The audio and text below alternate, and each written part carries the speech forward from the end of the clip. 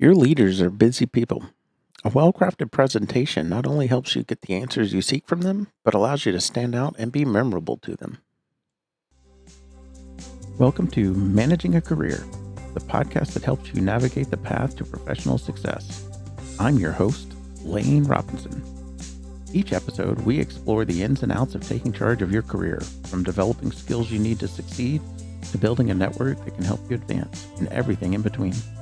Whether you're just starting out or a seasoned professional, I've got you covered. So sit back, relax, and get ready to take control of your career with Managing a Career. The past few weeks, several of us at my job have been working on a slide deck that will be presented to an executive that is a few levels above mine. The final deck is just 3 slides, but it took a lot of time to get those 3 slides nailed down to the ideal content. Most of the time was spent on simplifying the content to only the information that the executive would actually care about and refining the slide design to be more visually focused. For a deck to only be 3 slides, but for it to take a few weeks to put together, might seem like a really long time. But when you are communicating with your leaders, regardless of whether it's your immediate manager or the CEO of the company, it's important to get the message right. Leaders are responsible for teams of people usually spread across several different projects. The higher in the organization, the more teams and more projects that the leader is responsible for. They usually don't have the attention nor the time for minutiae. What this means for you is that you should focus on providing just enough context for the leader to know the situation, and then provide a lens into the most relevant information for them to provide the solution or to make the decision you need them to make. Besides guiding your leader to the topic at hand, a well crafted presentation will make you seem smart and aware and leaderly in the mind of your leader, all aspects that can put you on a fast track to advancement. Peeling back the layers a little more, what actually makes a well crafted presentation? It begins with the right structure. Since your leader has limited time, it's important to get to the point quickly.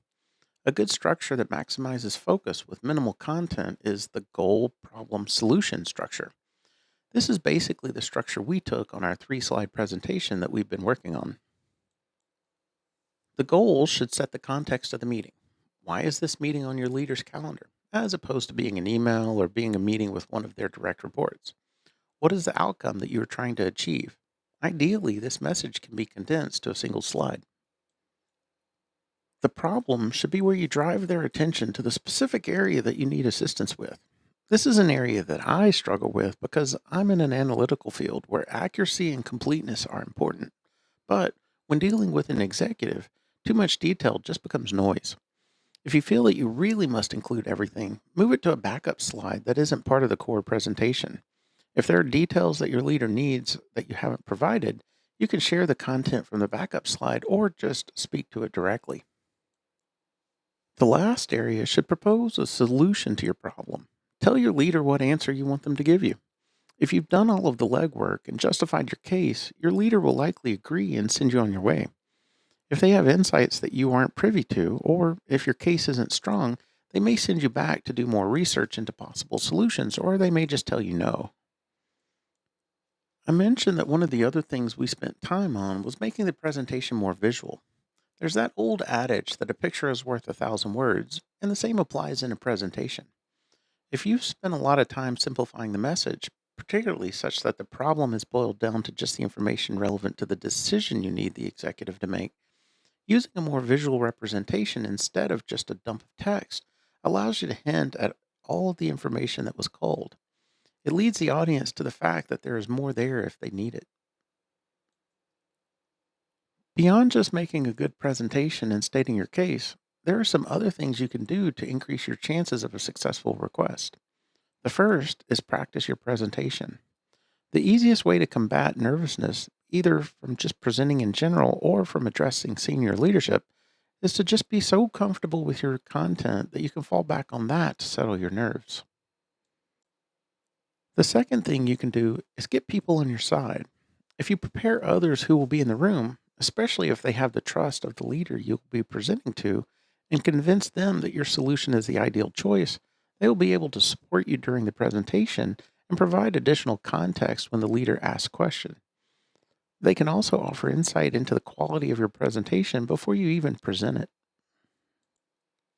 Regardless of whether you're making a request to your direct manager or the head of the company or anywhere in between, making a clear, concise presentation not only has a higher chance of getting the result you were looking for, but it gives you an opportunity to stand out and be memorable. When you're brought up as a promotion candidate, being remembered, especially positively, will make your manager's case much easier, leading to faster promotions. If you find the content of the Managing a Career podcast beneficial, share it with your friends and coworkers. And to help me spread the word, go to your podcast platform of choice and leave me a review. Reviews by people like you helps others learn about the value that my podcast provides and helps me grow my audience. Taking control of your career is entirely up to you. No one else will do it for you. So don't be afraid to take the actions that will help you reach your professional goals. I hope this episode has provided you with valuable insights and advice. If you want to stay up to date with the podcast, be sure to subscribe in your podcast player of choice and visit managingacareer.com to submit show topics and link to our community.